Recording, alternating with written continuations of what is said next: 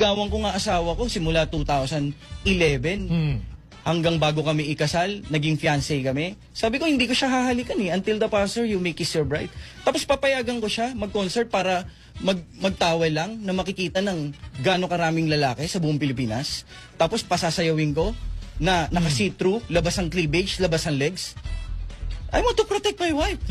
Ako lang titingin. Kasi ako ang husband. So sa madaling sabi, you're just saying na parang right mo yon. So huwag ka dapat i-judge ng mga... Oo. Mabait sinasabi nila. Buti pa yung asawang Sunshine, Vice Governor, pinayagan sila mag-concert.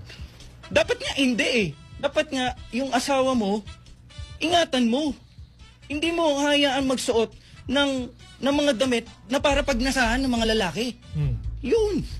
Then, after all of this, Alvin, syempre yung nangyari na, nakakapag-preach siya si IZ. Ano na yung mga naging outlook mo pagkatapos noon? I mean, ano yung mga naging realization? Ano After nito, pati yung pastok.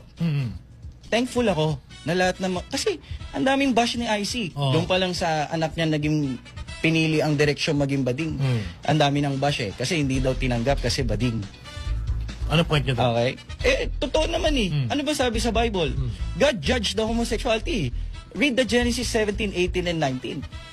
Those men in Sodom and Gomorrah wants to have sex with other men. And God judged that Sodom and Gomorrah. Even until now.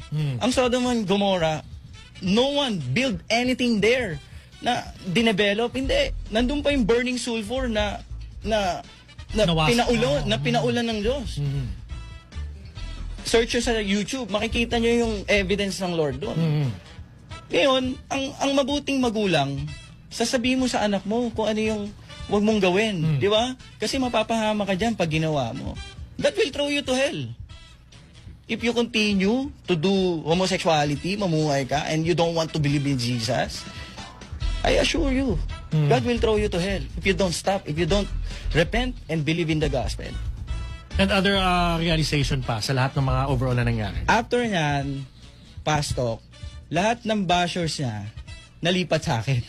Parang gano'n. Ikaw yung pag-initan. Ako okay lang. Bakit? Kasi umiiyak na asawa ko Kakabash niya Sabi ko, magsasampa na ba ako ng libel?